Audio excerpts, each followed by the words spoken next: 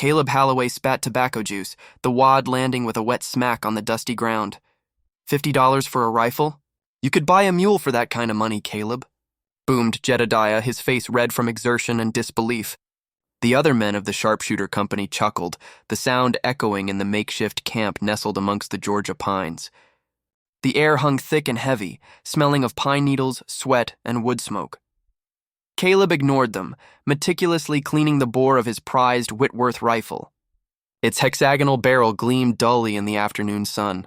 "You boys keep laughing," he muttered, ramming the cleaning rod home. "This ain't no mule. This here's an angel of death. Angel of death that'll bankrupt your pa," Jedediah guffawed, slapping his knee. "What good is fancy English steel when a Yankee bullet finds you just the same?" Caleb finally looked up, his eyes, the color of river stones, narrowed. "Maybe that Yankee bullet won't find me, Jedediah. Maybe I'll find him first, from a mile away." Sergeant Calhoun, a wiry man with a permanent squint, stepped forward. "All right, settle down, you two. Save your breath for the fight. Word is the Yanks are massing just north of here. We're moving out at dawn." He paused, looking at Caleb. "Holloway, you and your expensive toy are on point." Caleb nodded, a grim smile playing on his lips. As darkness fell, the camp quieted.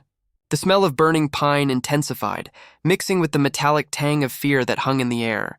He oiled his rifle, the smooth action a small comfort in the face of the coming storm. Dawn couldn't come soon enough. He had a point to prove, and a general to kill. Caleb nodded, a grim smile playing on his lips. As darkness fell, the camp quieted. The smell of burning pine intensified, mixing with the metallic tang of fear that hung in the air. He oiled his rifle, the smooth action a small comfort in the face of the coming storm. Dawn couldn't come soon enough. He had a point to prove, and a general to kill. The first rays of sun, weak and watery, painted the eastern sky as the Confederate column began to move. Caleb, rifle slung across his back, led the way, his senses on high alert. He scanned the tree line, the fields, every rise and dip in the landscape, searching for any sign of the enemy. The Whitworth, its weight familiar and comforting, felt like an extension of his own arm. "See anything, Holloway?" Sergeant Calhoun asked, his voice low and raspy. Caleb shook his head. "Just the wind whispering through the corn stalks, Sergeant. But they're out there. I can feel it." He paused, adjusting the strap of his ammunition pouch. "They'll be expecting us to come right up the road. Makes sense to take the long way around, through Miller's farm." "More cover," Calhoun grunted, considering. "Miller's farm is a good half-mile out of the way." "Slows us down."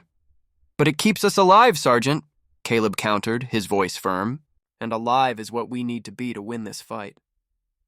Calhoun studied him for a moment, then nodded. "All right, Holloway. You're on point. Miller's farm it is, but keep your eyes peeled, and your powder dry." The column changed direction, veering off the road and into a dense thicket of trees. The going was slow, the undergrowth thick and unforgiving. Caleb pushed forward, his focus unwavering, his senses heightened. Every rustle of leaves, every snap of a twig sent a jolt of adrenaline through him. He knew that one wrong step could mean the difference between life and death, for himself and for the men behind him. They reached the edge of Miller's farm just as the sun began to climb higher in the sky. The farm was deserted, the house silent and still. A flock of crows scattered as they emerged from the trees, their harsh cries echoing across the fields. Caleb scanned the area, his eyes searching for any sign of movement.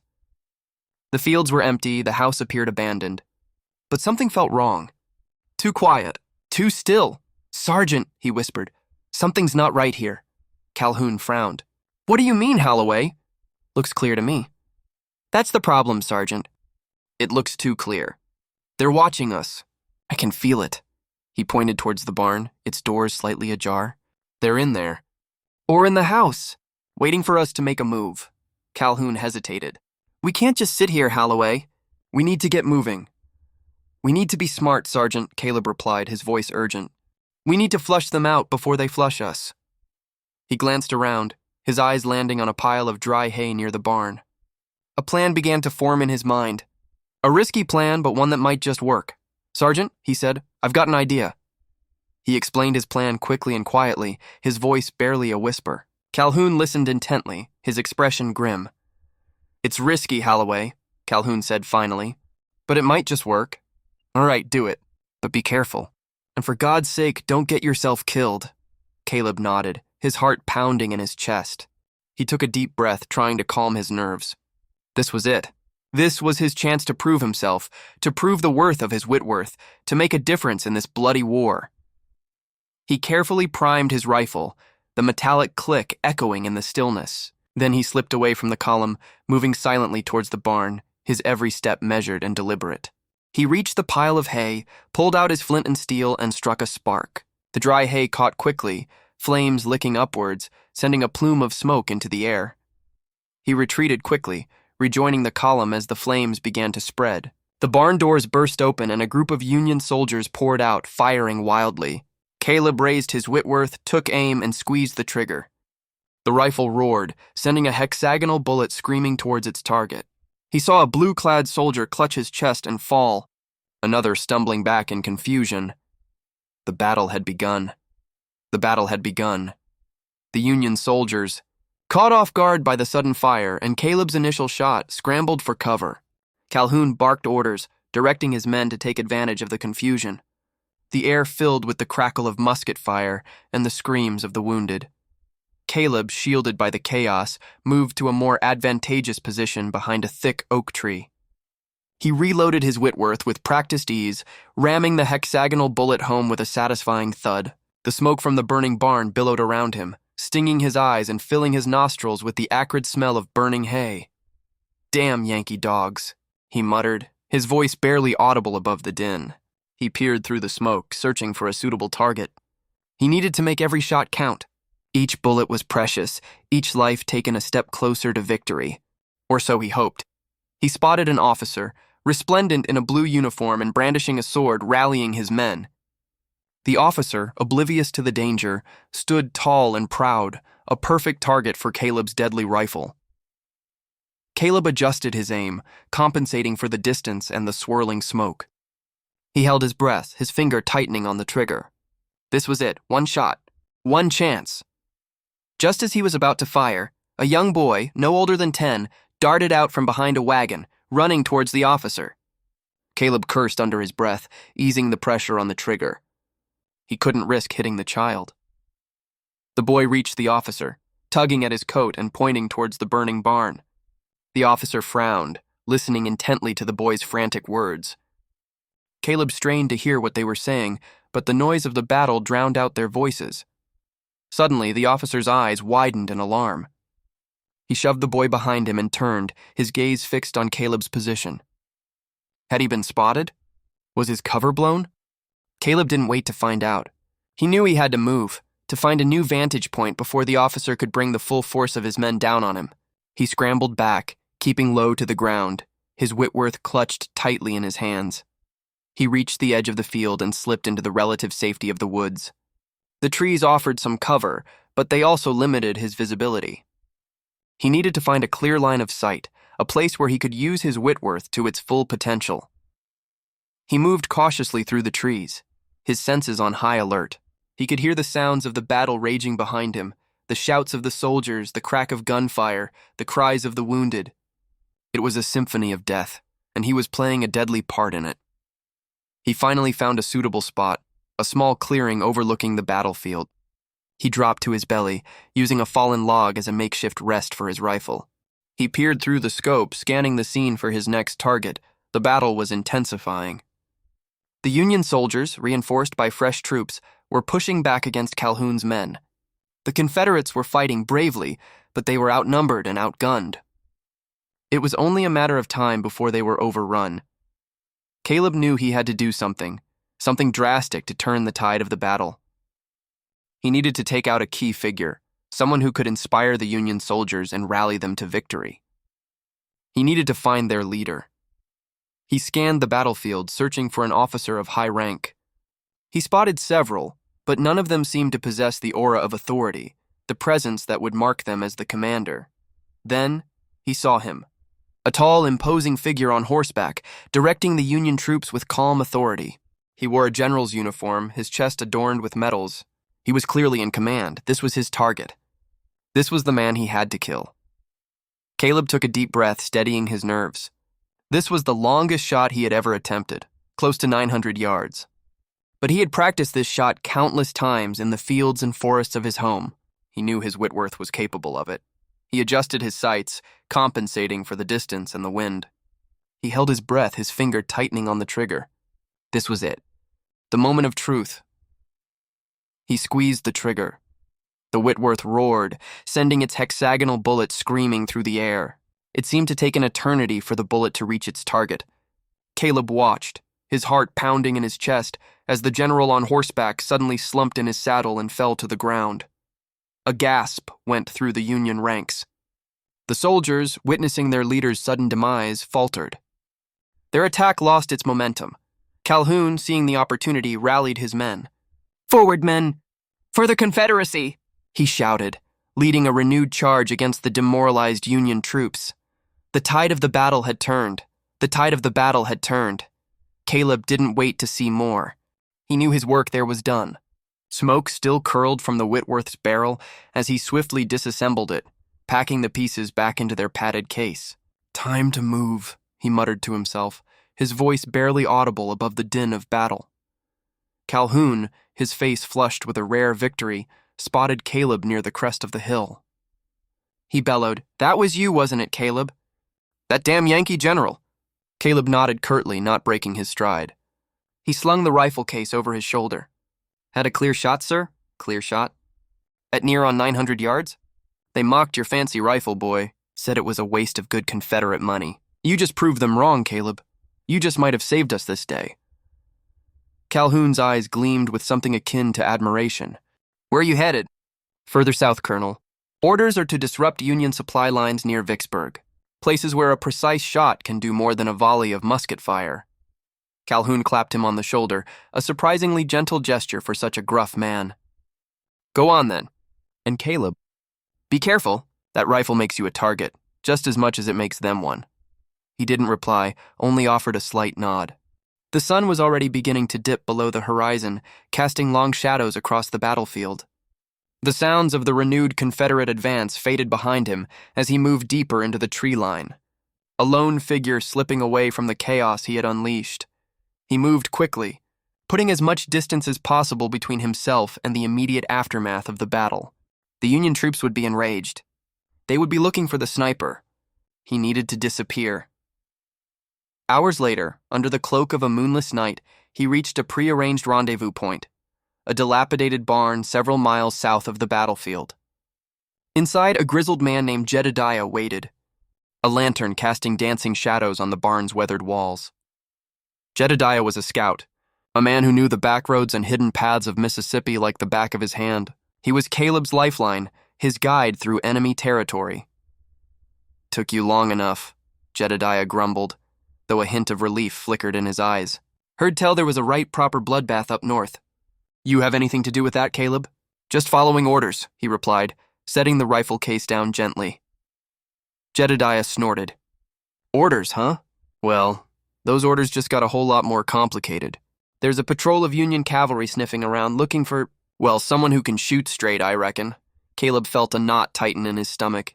He had known this wouldn't be easy, but the hunt had already begun. "How close?" "Too close. They're between us and Vicksburg. We need to skirt around them, which means taking the long way through the swamps." Jedediah pointed to a crudely drawn map on the floor. "It's going to be rough going. Leeches, snakes, the whole damn swamp orchestra. And if the Yankees catch us in that muck..." He trailed off, leaving the grim implication hanging in the air.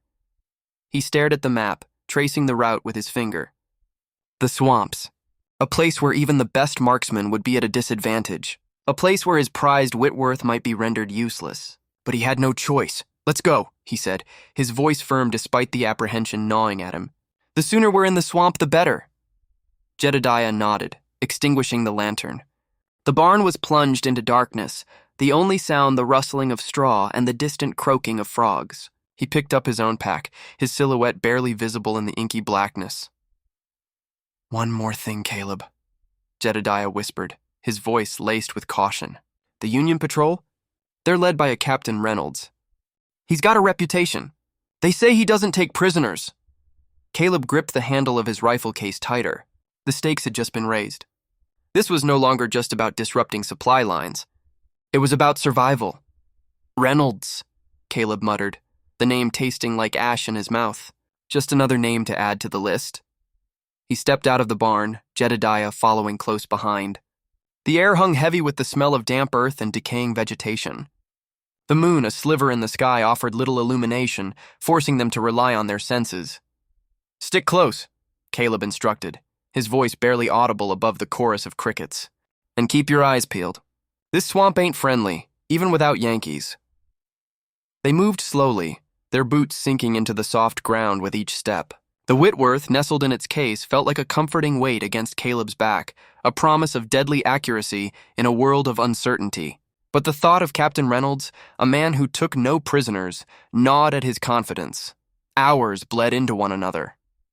The swamp seemed to close in around them, the oppressive humidity clinging to their skin like a shroud. They navigated through thickets of cypress trees, their gnarled roots reaching out like skeletal fingers. The sounds of the swamp, the rustling of unseen creatures, the croaking of frogs, the buzzing of insects, amplified in the darkness, creating a symphony of unease.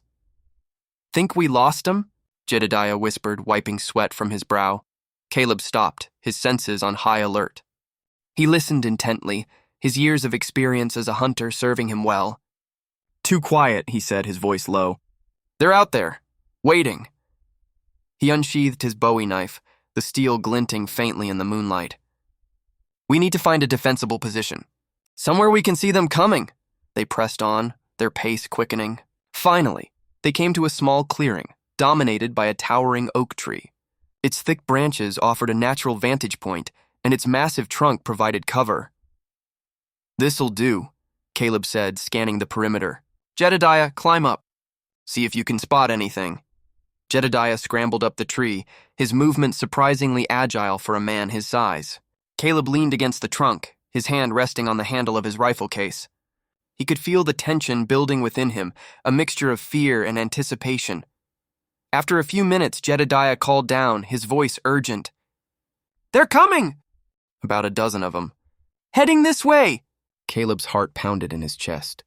He quickly opened the rifle case, his fingers fumbling with the latches. He pulled out the Whitworth, its cold steel a welcome sensation against his skin. He loaded a bullet with practiced ease, the sound echoing in the stillness of the swamp. "Can you see Reynolds?" Caleb asked, his voice steady despite the adrenaline coursing through his veins. Jedediah peered through the branches. Yeah, I see him." "He's in the lead. Big fella, with a mean-looking scar on his cheek." Caleb sighted down the barrel of his rifle, his eyes narrowing. He could see the Union patrol approaching, their silhouettes moving through the trees like shadows. Reynolds, as Jedediah described, was a large man, his face hardened by years of war. "Hold your fire," Caleb instructed. "Let them get closer." The Union soldiers continued to advance, their footsteps crunching on the leaves. They were within 50 yards now, their faces visible in the dim light. Caleb could see the determination in their eyes, the grim resolve of men who had seen too much death. "Now!" Caleb barked. He squeezed the trigger, the Whitworth roaring to life. The bullet screamed through the air, finding its mark with deadly precision. Reynolds staggered, clutching at his chest before collapsing to the ground. The Union patrol erupted in chaos. Some scattered for cover, while others rushed to their fallen captain. Caleb worked the bolt of his rifle, reloading with lightning speed.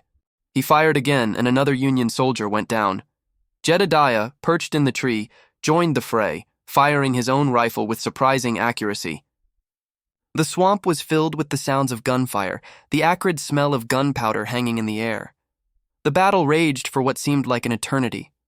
Caleb moved with a practiced grace, using the oak tree as cover, firing and reloading with relentless efficiency. He knew that their survival depended on his accuracy, on his ability to pick off the enemy one by one, but the Union soldiers were relentless. They kept coming, their numbers slowly dwindling but their determination unwavering. Caleb knew that they couldn't hold out forever. They were outnumbered, outgunned, and surrounded. Just when he thought they were about to be overrun, a horn sounded in the distance.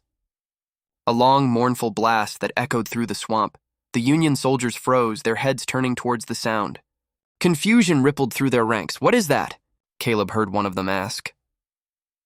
Before anyone could answer, another horn sounded, this one closer and louder. And then another, and another, until the swamp was filled with the cacophony of Confederate horns. The Union soldiers broke ranks and fled, disappearing into the darkness. Caleb watched them go, his heart pounding, his body trembling with exhaustion. He lowered his rifle, his gaze fixed on the spot where Reynolds had fallen. The battle was over. They had survived. But at what cost? Caleb swallowed, the name Reynolds a bitter taste in his mouth. Then we make sure he doesn't get the chance to take us prisoner. The swamp was a suffocating embrace. Humidity clung to them like a shroud, every step a struggle through sucking mud and tangled roots. The Whitworth, usually a comfort, felt heavy, cumbersome. Caleb constantly checked the powder, the patches, praying the damp wouldn't ruin his carefully prepared ammunition. Days blurred into a torment of insects, oppressive heat, and the constant fear of discovery. They skirted the Union patrols, Jedediah's knowledge of the terrain proving invaluable. But the tension was a taut wire threatening to snap. Finally, they reached their vantage point, a gnarled cypress tree, its roots submerged in murky water, overlooking the Union supply route. From here, Caleb could see the road, a muddy scar cutting through the green hell. "He's coming," Jedediah hissed, pointing. A Union patrol, led by a mounted officer, appeared on the road. Caleb recognized the man instantly, Captain Reynolds. His face was hard, cruel, etched with the ruthlessness Jedediah had described. Caleb raised the Whitworth, his heart hammering against his ribs. This was it. The moment of truth. He sighted down the long barrel, the crosshairs settling on Reynolds. The distance was significant, even for the Whitworth. But Caleb had practiced this shot countless times. He took a deep breath, held it, and squeezed the trigger. The rifle roared, the sound echoing through the swamp. He saw Reynolds jerk in the saddle, then slump forward, tumbling to the ground. Chaos erupted. Soldiers scrambled for cover, firing wildly into the trees. "Let's go!" Jedediah yelled, pulling Caleb away. They plunged deeper into the swamp, the Union soldiers hot on their heels. The chase was relentless, a desperate dance between life and death. Caleb fired back, slowing their pursuers, but they were outnumbered, outgunned. They reached a clearing, a small island of relatively dry land. They were trapped. Reynolds' men surrounded them, their rifles trained on Caleb and Jedediah. "It's over," Jedediah said, his voice resigned. Captain Reynolds, miraculously alive but bleeding heavily from a shoulder wound, limped forward. His eyes were filled with hate. "You," he snarled, pointing at Caleb. "The sniper. The one with the fancy rifle." Caleb stood his ground, his Whitworth still in his hands. "I'm the one who stopped you from supplying your army." Reynolds laughed, a harsh, rasping sound. "You think you've won? This is just a setback. The Union will crush the Confederacy. You're fighting a losing battle." "Maybe," Caleb said, his voice calm despite the fear that threatened to consume him. "But I'll be damned if I let you win this one." He raised the Whitworth, aiming it directly at Reynolds' head. The captain flinched, his bravado momentarily faltering. But before Caleb could fire, a shot rang out from the trees. A Union soldier fell, clutching his chest. More shots followed, and the clearing erupted in a firefight. A small group of Confederate soldiers, alerted by the initial shot, had arrived to even the odds. The battle was fierce, brutal. Caleb and Jedediah fought alongside their comrades, pushing back the Union soldiers. Reynolds, weakened by his wound, was quickly overwhelmed. Finally, the Union soldiers retreated, leaving behind their dead and wounded. The clearing was silent, save for the groans of the injured. Caleb stood, panting, his body aching, his ears ringing. He looked at Jedediah, who was tending to a wounded Confederate soldier. They had survived. They had won, but the victory felt hollow. He looked at the bodies scattered across the clearing, the young men who would never see their families again. He looked at the Whitworth in his hands, the instrument of death that had brought him both pride and sorrow. He had silenced the doubters. He had proven the worth of his rifle. He had even perhaps changed the course of a battle. But at what cost? Caleb knew he could never look at his rifle the same way again. The $50 Whitworth, once a symbol of precision and skill, was now a constant reminder of the lives he had taken, the war he was fighting. He looked at Jedediah, his face etched with exhaustion and grief. They had come here to disrupt the Union supply lines to help the Confederacy. But they had also found something else, a deeper understanding of the human cost of war. The fight continued, the war raged on. But Caleb was no longer just a sniper, a marksman with a fancy rifle. He was a soldier, a survivor, a witness to the horrors of war. He had seen the best and worst of humanity, and he knew that the only way to truly win was to find a way to end the killing. Years later, after the war had ended, Caleb returned to his farm. He put the Whitworth away, not forgetting it, but not needing it anymore. He spent his days rebuilding his life, helping his neighbors, and raising his family. He never forgot the swamp, the battle, or the men he had fought alongside. He never forgot Captain Reynolds, the enemy he had almost killed, and he never forgot the price of war. One evening as the sun set over his fields, Caleb sat on his porch watching his children play. He saw the promise of a new generation, a generation that would hopefully never have to experience the horrors he had seen. He closed his eyes, and for a moment he could hear the echoes of gunfire, the cries of the wounded, the silence of the dead. He could smell the swamp, the gunpowder, the blood. He opened his eyes and saw his children running towards him, their faces filled with laughter. He smiled, a weary but genuine smile. The war was over. The killing was done, and Caleb, the sniper with the $50 Whitworth, had finally found peace. He had learned that true victory wasn't about winning battles, but about building a better future. A future where the only shots fired were the ones that celebrated life, not death. He reached out and hugged his children close, holding them tight. The setting sun cast long shadows across the fields, painting the sky in hues of orange and gold. In that moment, Caleb knew that he had finally come home. The swamp was behind him, the war a fading memory. All that mattered was the love in his arms, the promise of a